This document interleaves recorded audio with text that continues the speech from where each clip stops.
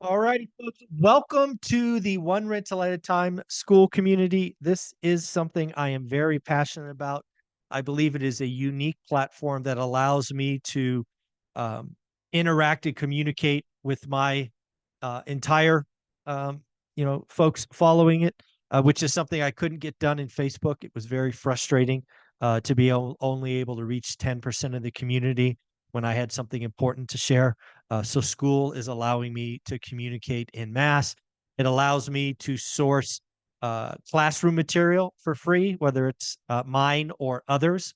Something I'm really passionate about is finding people that I trust and frankly asking them to give me some material that they've paid for or they charge for, excuse me. Ty, 6 hours, creative financing. I gave up a 10-week boot camp. I got to follow up with Anna Kelly.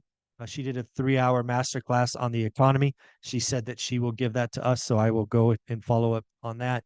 But more and more coming. That's a big deal for me. It also allows the community today is about 170 folks. The I don't know, the Facebook like posting is starting to be very interactive. Uh, I look forward to our school community being in the top 500 of all schools. There's about 10,000 of them. I checked yesterday, and we're right around the top 1,100. In order to be in the top school communities, the community has to work. It's not about number of subscribers or anything like that. It's how active is the community. So again, introduce yourself, ask questions, leave comments. The more interaction that we have and the more value we create together, I think the better the community will be. And please keep making suggestions. You know, if you have somebody that you think would be a unique interview just for school, send me a DM. Shoot, make a post, put out a poll, whatever I could do to help you and others. Tell me. That's what we're trying to do inside here. So I have 3 topics that I have prepared. I have my sample deal review, a very simple spreadsheet we can look at. I have the 54-year spreadsheet, which we can look at because I think there's a lot of subtlety in that. And then I have my goal spreadsheet. But before I do that, I want to see if there is any comments or questions. You can raise your hand. I want to get those done first before we jump into anything I prepared. Good morning, Mark. Good morning, iPhone. That's the name someone. And Lee, how are you? Good morning. Excited to be here. Any questions? Anybody want to raise their hand before I just go off on a tangent? I want to make sure we address your questions first. Economy, housing, anything. Open book. All right, we got a question. All right. Here we go. Ask to unmute. Thank you for being first. Oh, there she is. Hey, Mike. Where'd she go? Hi. Yeah, hey, it's Leia. Thanks for doing this morning. I have a question. So my husband and I have we've just bought what we thought was our dream home last year. It's a new construction, and then discovered real estate investing. So we are doing the Anna Kelly strategy, and we're gonna sell the home and house hack, and then go that route.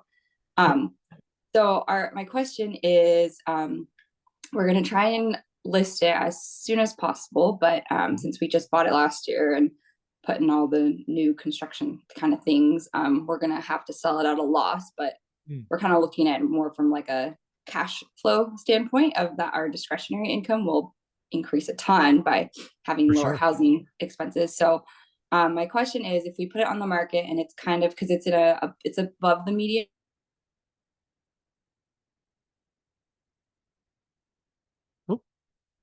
I lost you. Leia, you still there? Frank, Mark, you guys can still hear me, right? Shake your head. Yeah. Oh, there she is. Now she's back. Sorry. I heard above the median and then you froze. Okay, yeah. So it's it's in that price point that's moving slower. So I'm wondering do you think it would be, if we don't sell it like by the end of summer, October is kind of when it sounds like the market kind of dips back down in our market. Do you think it's worth waiting till spring to relist it then? Or do you think it's better to just like move forward and just get this whole journey started as soon as possible. So again, everybody's situation is different. I'll give you my thoughts, and please push back, ask questions if it doesn't match your situation. From where I sit, I think the Anna Kelly strategy is amazing, right? That said, I still think you have a few months of learning to do, right? I think like, let's just say you listed your house on Friday and for whatever reason it sold. I don't know that you're ready to commit to that fourplex, using Anna Kelly's story. So I don't know that I would be in a great rush, like, because you're right, it gets pretty slow. And if you listen to Logan and Lance and all the people I trust, it's already slowing down. So I guess when I look at your situation and the calendar and an election and where, we could be in a recession, again, my just top of the head gut feeling is, you know what? Why don't you take the next 3 to 6 months to learn, right? Learn where you find fourplexes, or learn that stuff. Make sure you want to live there. Don't put yourself in a rush. I think you're doing the right things. But if you don't know Anna Kelly's complete story, she sold the big Texas house, then went and lived in a basement in her mother-in-law's house while they spent 6 to 9 months finding that fourplex, right? So there's a little bit more to that story. So my gut says is I like the plan. I think you have some, I don't know, I would call it education or research to do. So I like where your head's at. I think you have a good plan. It sounds like you're absolutely your partner in crime. Your husband is on board, which is awesome. So unless you have to because of other financial reasons, I think you don't add stress to the situation. You learn, you figure it out, and then you list in, February, March. That's my gut feeling. Okay. Yeah. Yeah, we do have, that makes a lot of sense. Just for more like context, we do have 2 out-of-state duplexes right now. And one primary, or our old primary in Spokane. We live in Spokane, Washington. Okay. So we're renting that one out. So I think my husband's just really excited to lower our housing expenses. So as he should be. Yeah. Yeah, So that's a good thing. our plan is Spokane just eased their within the city limits. They're allowing on any like zoned single family lot to add in multiple more units up to up to 6. So our plan is to move and then do ADUs. So I love it. So it would be more just moving to a different, it wouldn't be like buying a fourplex because duplexes are super overpriced right now in our market. So it would be more moving to a single family home. Okay. And then single family home with land or a lot. Yeah. So it's a little bit different in that sense. Okay. And that it would be basically moving houses and then kind of modifying. Got it. So I don't know if that changes. Yeah, I mean, let's just keep it rolling. That's what this is about. So it doesn't sound like you're moving areas. At least Correct. It doesn't sound right. So if I were to ask you what your buy box today is in Spokane, would you be able to kind of tell me within, so you have a good handle on that? Yeah, okay. We're looking for, like that, oversized corner lot, basement, unfinished or finished. And how many of those are available today? Any idea? Like if you were going to search, I mean, is it there's a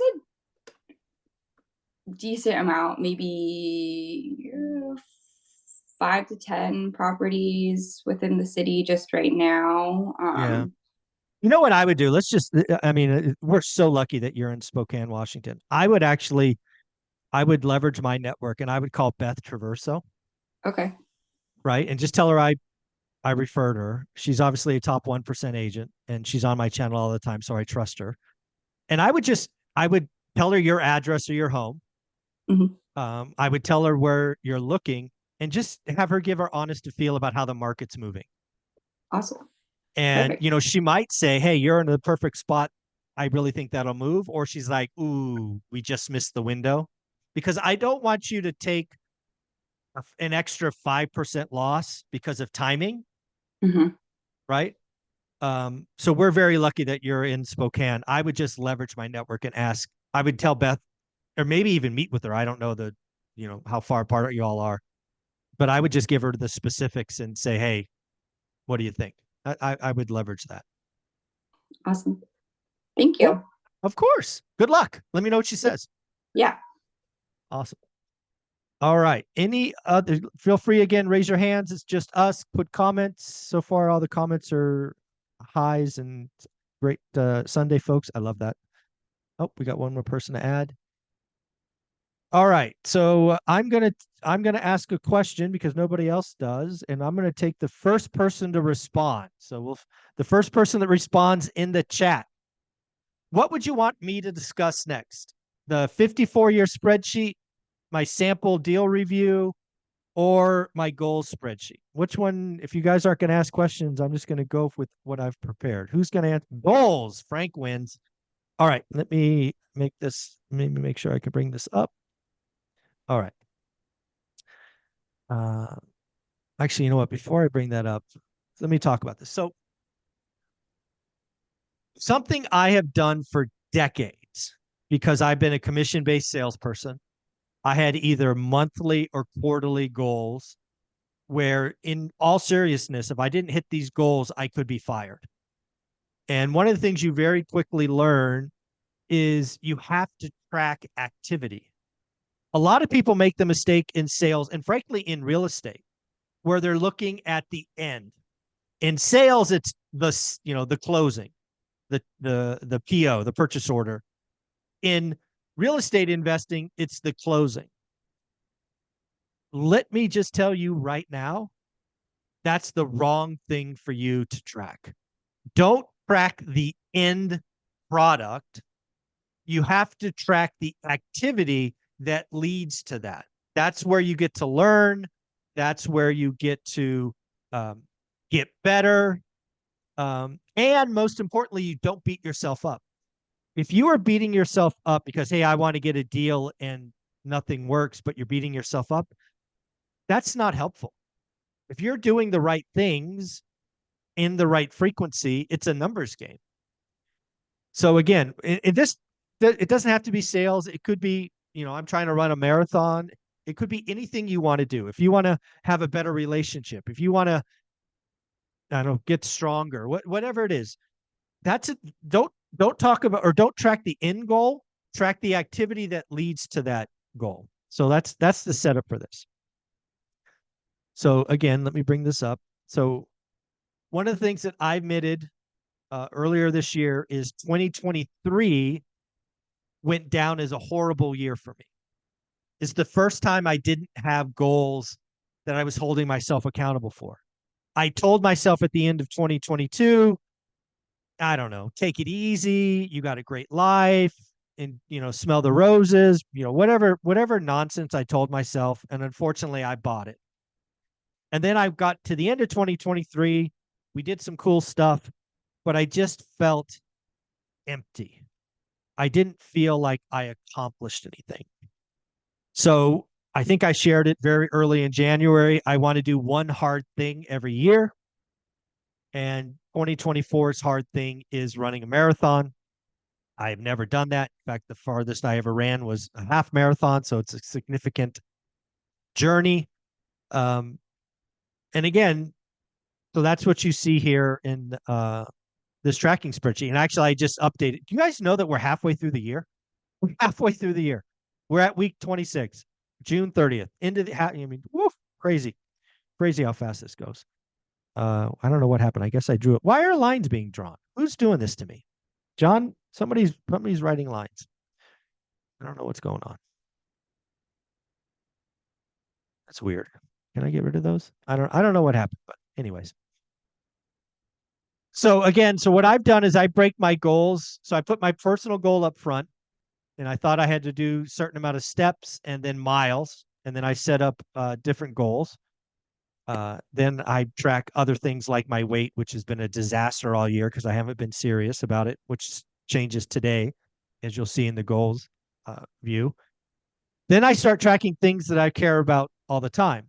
One of the things you know about me is I want to see you succeed. So how do I do that? I track golden tickets and I track black carts. And, these are just running totals. And it's fun to see the growth each week. And we report on that. Other thing I'm trying to do is I'm trying to get the one rental at a time brand out there more. So I'm trying to go to events. I'm trying to be on different podcasts, which are things I haven't tried in the past. So those are important to me. Oh, there we go. So again, these are just things that I identified in early January as good activities that will lead to the outcome. So again, I'm not tracking the outcome, I'm tracking the activities. Then I wanted just to have full disclosure. I think there's a lot of people I'm helping starting YouTube channels. So again, I wanted to show you what's going on. So I did views, subscribers, and money, weekly money across my 3 different channels. Book sales, again, wanted to show you what's going on there. And then other things that I give away. Again, if we're doing something, and again, you could see I've added a couple rows, 33 and 34. I did not have a Zuber letter in January. I did not have a school community in January, but because they came in important to me, I added them to the spreadsheet. And then I, added a couple of just fun little things like ORAT swag, selling t-shirts, book selfies, and then this Amazon referral link. So again, I strongly suggest all of you likely have goals. You're probably not a part of this community if you not have goals. If you started a YouTube channel, break down the activities that you can hold yourself accountable for. Like if you're trying to grow a YouTube channel, like some of the folks on here are, track your activity, the stuff that you can hold yourself accountable to. Weekly, I think is important. So again, I'm here for you. So I have another hand up. So we will go to that. Santiago, I'm going to ask you to, oh, you're unmuted. Go for it, buddy. Good morning. Can you hear me okay? I can. Thank you.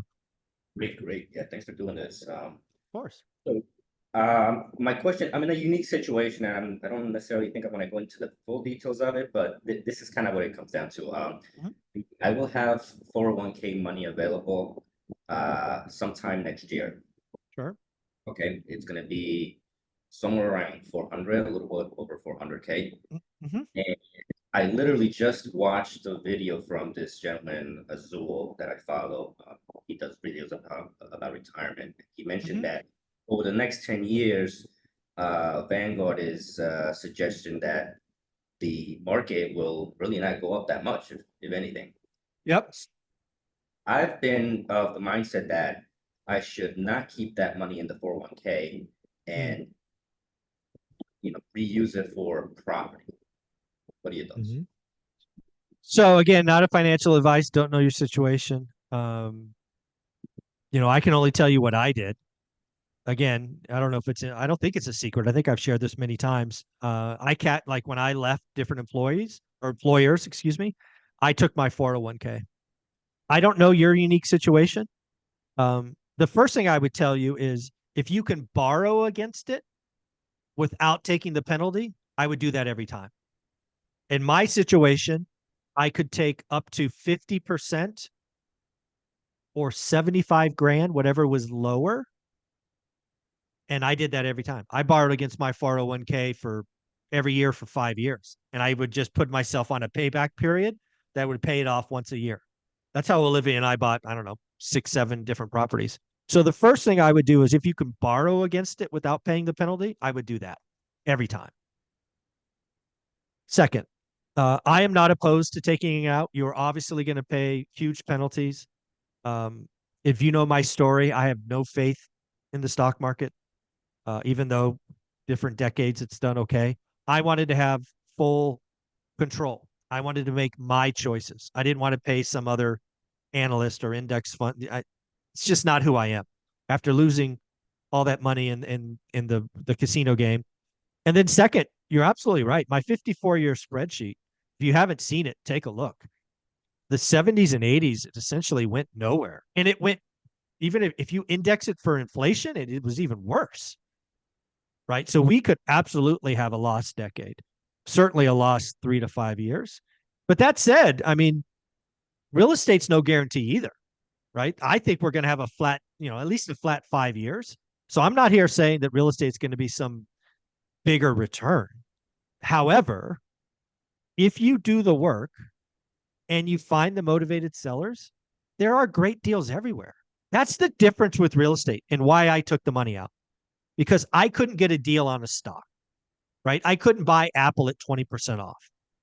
But I truly believe, especially in the second half of this year, perhaps into 2025, when the transactions slow down, we're going to find motivated sellers. And that's a great thing, right? So I wouldn't just buy anything off the MLS, right? Any idiot can buy a good deal or an average deal. That's not what I'm here to do. I'm not here to do average deals. I'm going to bust my ass every day. I'm going to have a buy box. I'm going to write disrespectful offers. And if I can find a piece of real estate at 25% off because of some situation, and I have to pay a 10% penalty, great, I win. It's kind of how I looked at the situation. Yeah, makes a lot of sense. That kind of validates what my inclination was. What I plan to do is keep an eye on the market, and if I can't borrow against it, only take it out when an opportunity arises, right? Because that's pretty Boom. liquid. Yeah, no, it's very liquid. My situation was 3 or 4 days. Okay, very good. Yeah, I can go on and on, but yeah, I'll let everybody else. You'll see. Cool. Good luck again. Yeah, yeah, borrowing against it is if you can do that every time, and if you can get up to half, dude, you got a lot of ammo. Good luck, Santiago. All right, Neela, I think you're next. Hey, looks like you're outside. Nope, has to unmute. Okay, I got it. Yay! Okay, yes, I'm outside, staying away from the baby. So I basically have about 25 doors, and I live in the most amazing place to invest ever, which is Toledo, Ohio.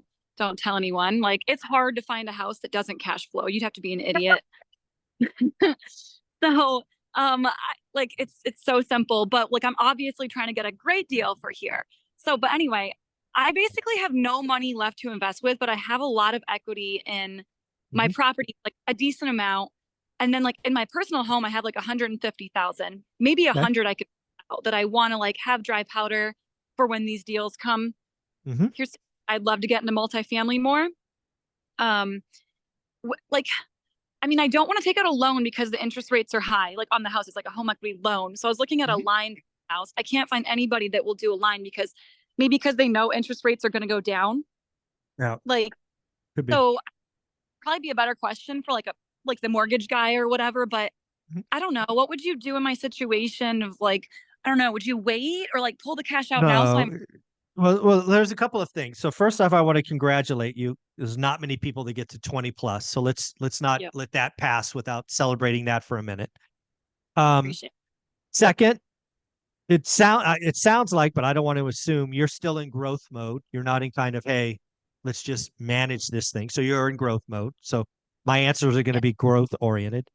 I think there's a couple of things that strike me that you might want to look at. One, like your oldest home, the oldest rental, whatever that is. Okay. What might be interesting is looking to 1031, right? You probably have a bunch of equity in that, I'm guessing. Something that, again, if you've read my book, that exploded our growth and it took no new money. We went from 8 houses to 80 units, no new money. So something I would seriously look at is I'd go find one of those early houses that has all the equity, and I would just play with the math. What if we not sold? What if we exchanged this for a 4 unit or a 6 unit or whatever? I would seriously look at 1031 because again, Olivia and I, again, we 10x'd our portfolio with no new capital, and getting a commercial loan is easier than a residential loan, right? Yeah. It's more paperwork, all of that. So that's my first thought. That's the first thing I would seriously consider. Second, let's talk about the home. Lots of people have equity in their home. Generally speaking, it's the easiest place you could get access to extra capital. I just want to give you my heartfelt thing on this. I am not a big fan of adding more debt to where you live, right? You have a family, you have responsibilities. Not a big fan of that. That said, not to talk out the other side of my mouth, Olivia and I used the equity or an equity line in our house 3 or 4 times. But here's the important caveat to that. Once we pulled the trigger on a great deal, we were not allowed to do anything else until we paid off that line. I happen to have a commission-based job. I happen to work in tech where we'd get quarterly options. So my goal was if we had one of those amazing deals that we just had to do and the equity line is all we had, I could not shop anymore until that was paid off. That's how, focused I was. So those are my first 2 thoughts. Okay. Could I add something? Please, that's why I'm here.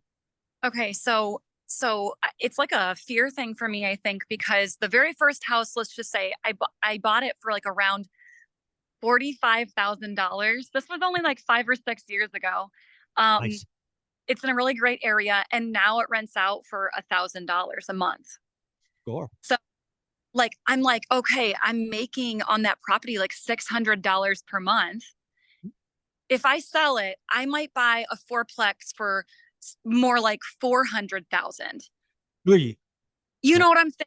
I'm like, okay, ooh, it's like a fear thing. Like, I'm going to lose that income. And then will I make a lot of income on the 4-plex? But is it worth it I still will make income on that, probably. Well, let's play it out. Yeah. So let's be clear. I would not 1031 into anything that wasn't a much better deal. Like if you're going to go from cash flowing $500 to cash flowing 700, don't do that deal.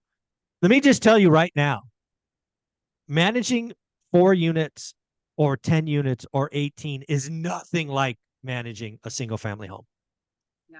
It is much harder, much more expensive. You got to get an amazing deal. Mm-hmm. Okay. So just they're sit out on them. there. Yeah. Again, what I would seriously, and again, I think I've said it on my show, right? I think 2025 is where we really start to see the pain from the people who overpaid and had bad debt. I would be focusing on learning that part of the market because it sounds like you got single families nailed. Yeah. I would start looking at and I wouldn't look at 4-plexes because that's still residential. I would look at 5s to 25s just to get your feet wet because that's the stuff that's going to blow up because of debt. And this is exactly what I'm doing. Olivia and I must own, 30 plus single family homes. I've been very clear. I want to do what we did last time. When this 5, and I'm going to go up to 50 because we just have that much equity, 5 to 50, I will 1031 into those. My cash flow will go down in the short term because undoubtedly I'm going to be picking up somebody else's problem. But I already know after a year of heavy lifting, I'll do a complete turnover of the tenants and my rents will explode. And then my debt coverage will be, 50% LTV. So it'll be work. These things that we buy in this next cycle, hear me now, the first year is going to suck. But every year 2 through wherever, it's going to be amazing. That's why Olivia and I retired, is because of that 1031 8 to 80. Even though the next year was rough, that's why we're where you are today, is because we moved that equity. Mm-hmm. Makes sense. Yeah, it's just kind of nerve-wracking, like the idea of, and I know I don't want to be stagnant, so like the idea of like selling something that does really well without already finding something that does better. So I'd basically just kind of be sitting on that money, which is fine. It's just it's not a horrible place to be. There are worse places to be. The other thing, Neela, I think you could do is I would probably go to real estate meetups and I would try to find a multifamily landlord, because I'm gonna guess there's more stories. I would just try to network with some of them because again, you already have a resume. You already have 20. You should walk in with confidence and say, "Hey, I just want to pick your brain about this. How much different is it?" Because I think you'll learn a lot. Yeah. Okay. Yeah. So don't beat yourself up. Just it takes time, right? And you have a lot more bullets than you think you have. Right. I think you've been doing one thing for so long and it's worked It's like, I'm going to do that again. And it eventually runs out. I think now it's about tweaking to another model, but you have stuff to learn, and that's okay. We all learn. We all, it's okay. And then the last thing I will remind you is seller financing. Right. Again, that's another thing to look at. So if you haven't listened to Ty's 6-hour masterclass on that, I'd give that a listen. There's so many ways, because I hope people feel me on this. You make wealth buying from motivated sellers. Sometimes it's price, but a lot of times it's terms. The last 3 or 4 years has been the most unfriendly seller financing market I've ever seen, because you just stick your sign in the ground and it sells. That won't be the market for the next 4 years. There will be people that want to sell that are stuck on their price. So great. If you're stuck on your price, let's talk terms. I can give you yesterday's price if you give me yesterday's interest rate, right? Those conversations. Where's that masterclass? So if you go to school, classroom, okay. And then it's got, I forget what it says. Actually, I can pull it up on my phone because I don't know that I can do it on Zoom because I didn't prepare it. One sec. It's classroom, and it's the one that has Ty's picture on it.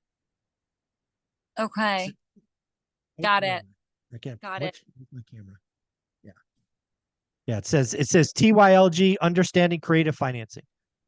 Okay. Yeah, I have just questions about that. Like, how do you guarantee to them that you're going to pay the money to them? How do they have that guarantee and everything? So I haven't done enough research on it. Yeah, I would listen to that. I'm also going to bring Ty on, I think, early July. People that have been through the class, that he'll take those questions. I will tell you, I've done millions of dollars in seller financing. They're just the bank. They get a note, trust deed, it's together. I've done extra things for sellers that are nervous and set up escrow accounts, so it's automatic. There's lots of things you could do. Okay. Yeah, but watch that. Will do. Cool. All right. Let's see what other questions. Again, raise your hand. Questions. I will. I got 2 more things to talk about if we get to them. Can I ask one more? Yeah, of course. So do you recommend that people, instead of pulling money out right now, wait to pull money out until interest rates drop? Like if you're going to do a home equity loan because you've got like 50,000 in something in a rental property, are you going to say like, you should wait, or just do it even though the rates are high? Just do it if you need the cash. I would not do it till I found a deal. Getting money out of an asset is, generally speaking, quick. I see no reason to add debt unless you had a deal like in hand or really close. Okay. Yeah, that's what I would do. Okay. Portfolio and lifestyle strategies, 20 rentals. Wow, Scott, looking to connect offline with someone to talk portfolio lifestyle. I have 20 rentals in 3 states and have been investing 20 years. Oh man, got some stories to tell. Pretty solo up to this point, but need someone to bounce ideas off in scenarios. Lots of people in this community that could help with that. Is Scott on my screen, or is he not? Oh, there he is. Scott in my upper right corner. Here's Scott. Hi, Scott. You want to go into any little tidbits of this? I know there's probably stuff you don't want to share, which is cool, but I'm just okay. It's a matter of like, up to this point in time, it's fairly analytical person, fairly introverted, but also kind of know I'm involved in larger projects, which also where I kind of know that, one person's problem is another person's solution. But this is such a small niche of the population who, has say 10 to 30 rentals. Right. It's 0.001% of the population that I need to hunt for here's go ahead. Here's where I'm at. What are my options to kind of go forward? It's pretty awesome. It's funny you bring this up. I don't know if you've seen it, but Beth Traverso, I mentioned her earlier. She actually had Dion, Matt, and I in school, so it's available, do a review of her portfolio and give her recommendations. This was essentially her situation. You can watch the replay. It is all there for you. She's got a lot of equity, right? She's in, Seattle. Yep. not a lot of cash flow. The ratio of cash flow to equity is not great. And she was like, hey, I've got 6 years left until until my baby is off in college. So I have 6 years to turn this equity into more cash flow so I can ride off into the sunset. So we had an hour conversation about things that she could do. We did a complete review of her portfolio, and she said we can throw it up there. So if you haven't watched that, I would watch that, because we looked at every asset. We gave her recommendations. It's probably something we could do for you if we were comfortable getting a little more detailed. I'm generally comfortable with that, and I get think some so. laughs Again, laughs along the way of what I messed up. Oh, believe me, we've all messed up at some time. So if you want to do that, and again, it will only live on school. It won't go anywhere else. Send me a DM in school just so I remember. I'll try to reach out to Matt and Dion and try to get another one of those scheduled, because I think that's a fun review. Hey, here's my situation. Here are 3 people that we trust to give their independent thoughts. And, at the end of the day, you don't have to take any of them, but we'll have a good conversation, I bet. No, that's exactly, I come from tech, so I'm used to peer reviews. There you go. Where you end up coming out feeling like an ant, but really it's the best thing to happen. Yeah, you get a little beat up in those, but you definitely are better for it. Yeah, no, totally. So I'll DM you in school and kind of. Okay. Yeah. We'll try to get it set up this. in the next couple of weeks. It should be fun. Okay, perfect. All right. Thank you for that. That should be fun. I look forward to that already. All right. Let's see. We got some more stuff. What is your portfolio size? What is enough for you? I'm guessing that question is for me.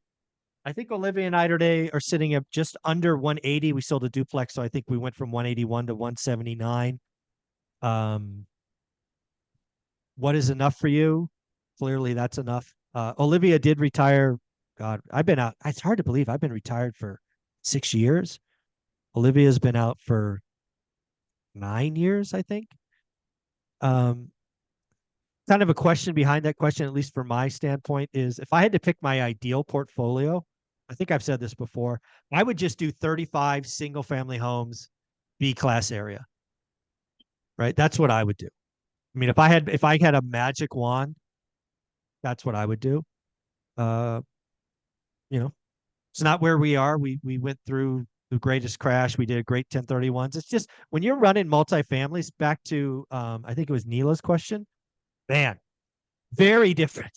Running an 18 and 20 unit apartment building, very different than single family homes. So don't make my mistake.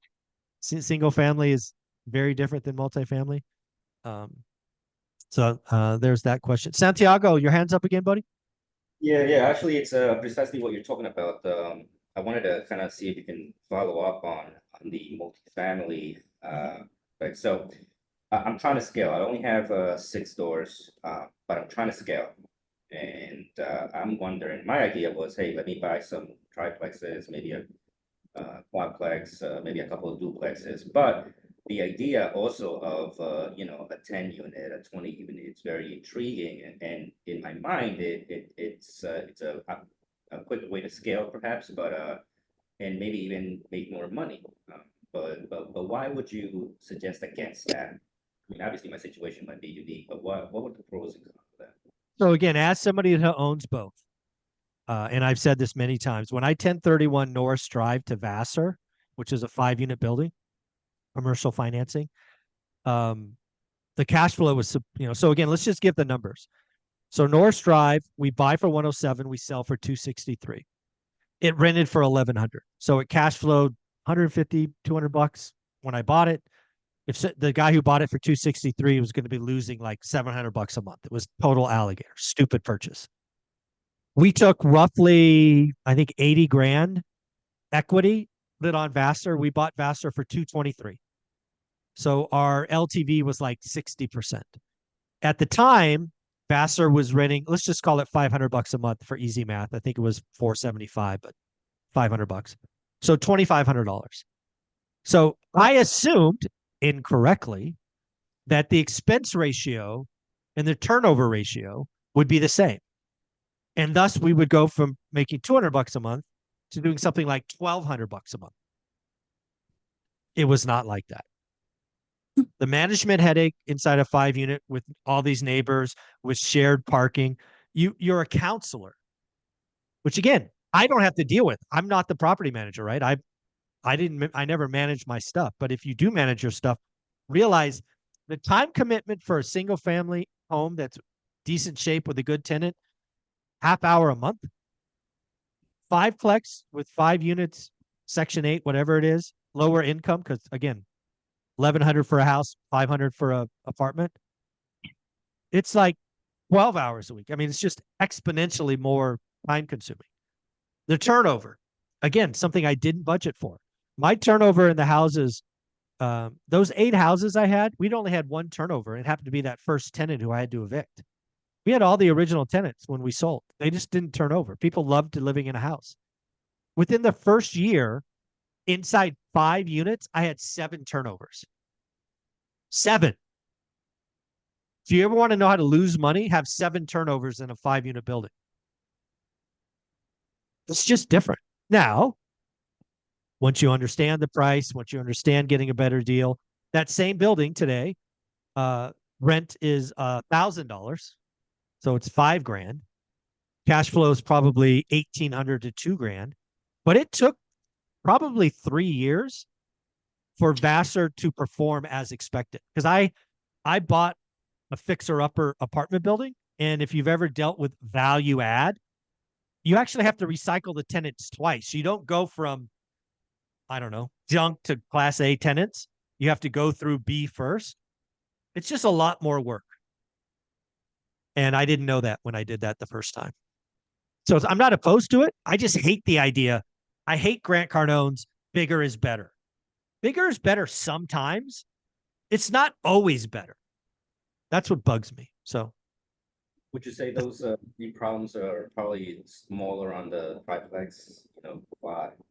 No, it's all about configuration. If you have a triplex, which is essentially 3 small homes, you're fine. But if you have walls that are connected, you have shared parking.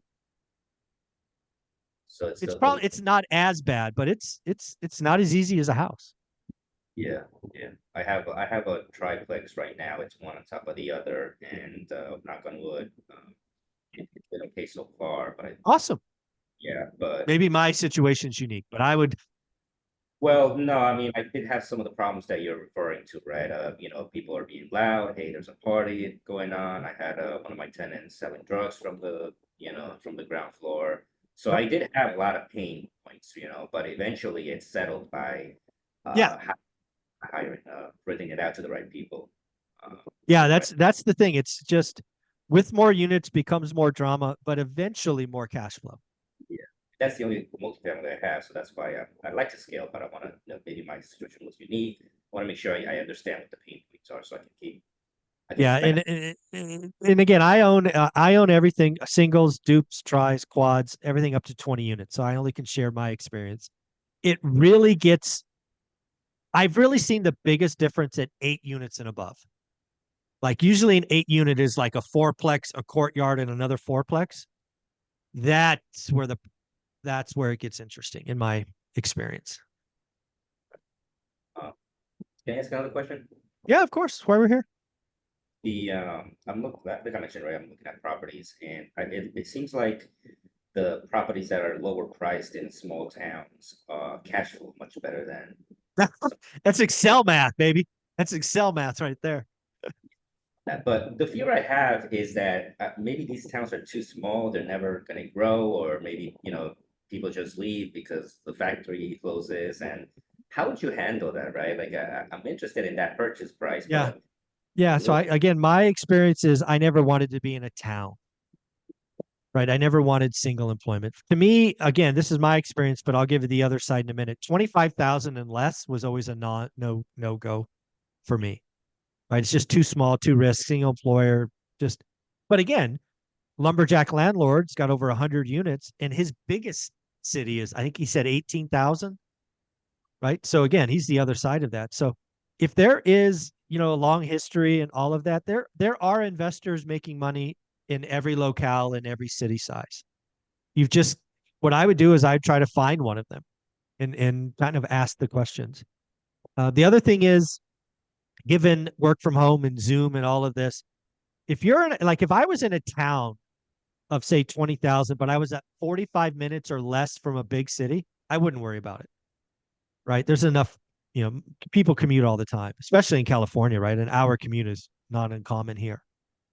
So if that's the situation, I don't know that I'd be concerned. But if you're 2 hours away, like if you're going 2 hours to go to Costco, yeah, it's too small, in my opinion. Really tight. Yeah, I'm thinking more about like a 60,000, 70,000 population town. Okay.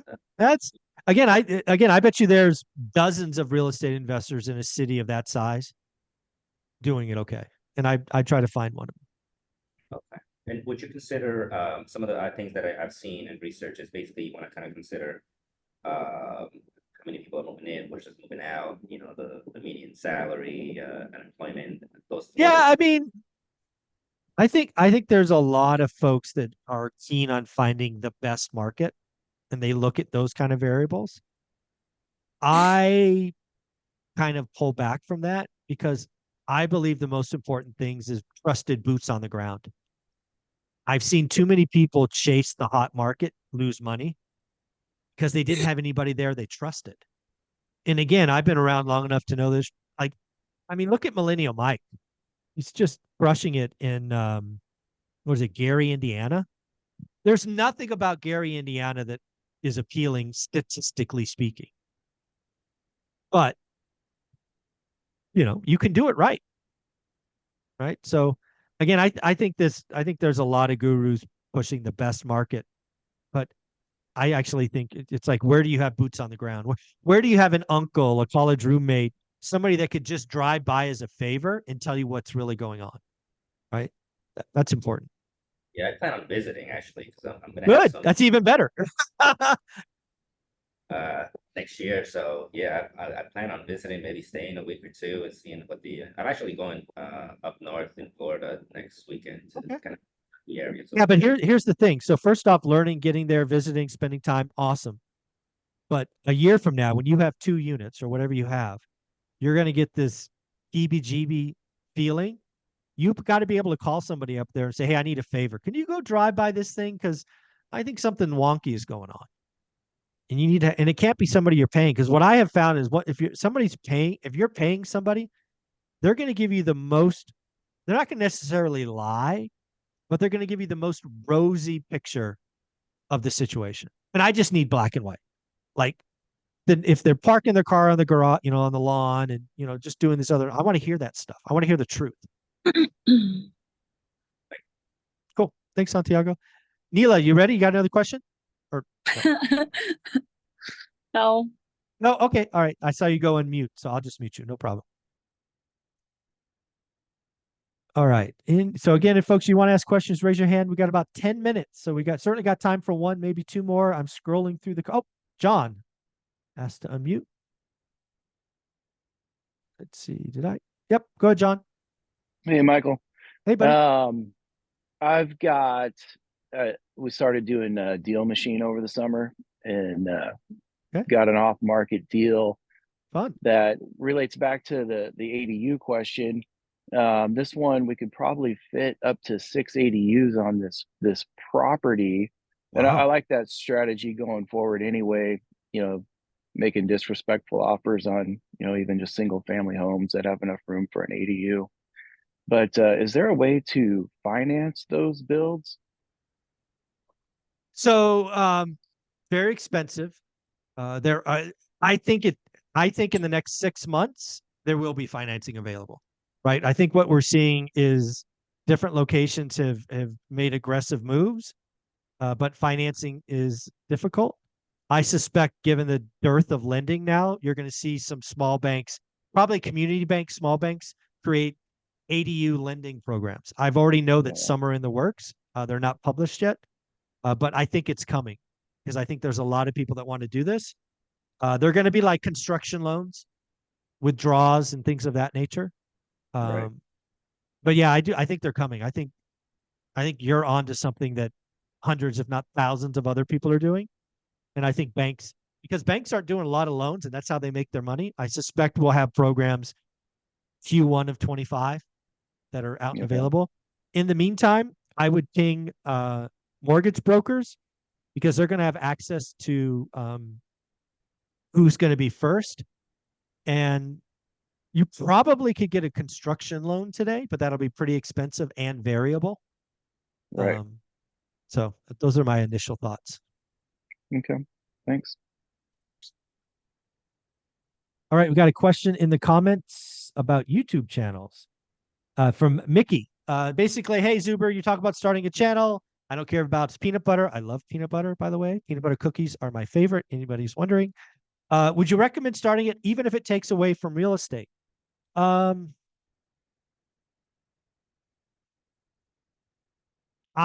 it sort of depends on where you are in your journey, right? You've heard me talk about phase 2, seasons, right? Season 1, season 2, season 3, season 4.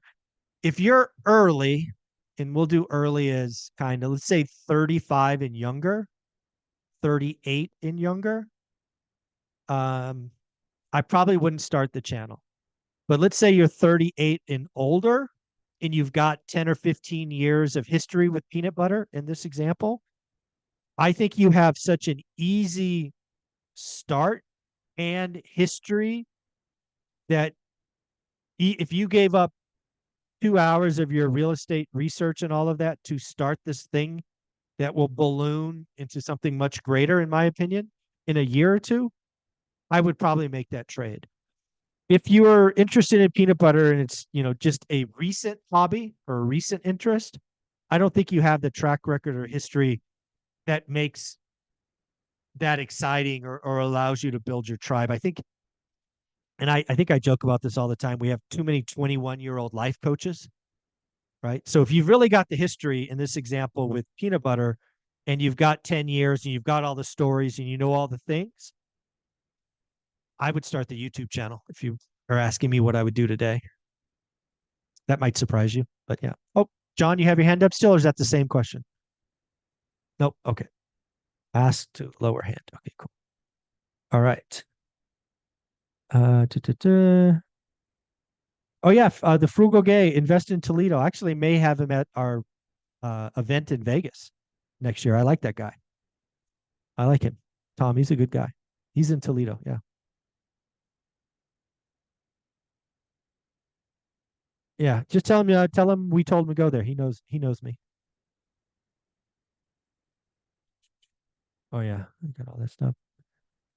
Mark's coming on Tuesday, 9 a.m. If you want to ask out-of-state investing questions, we're going to be going 9 a.m. on Tuesday morning.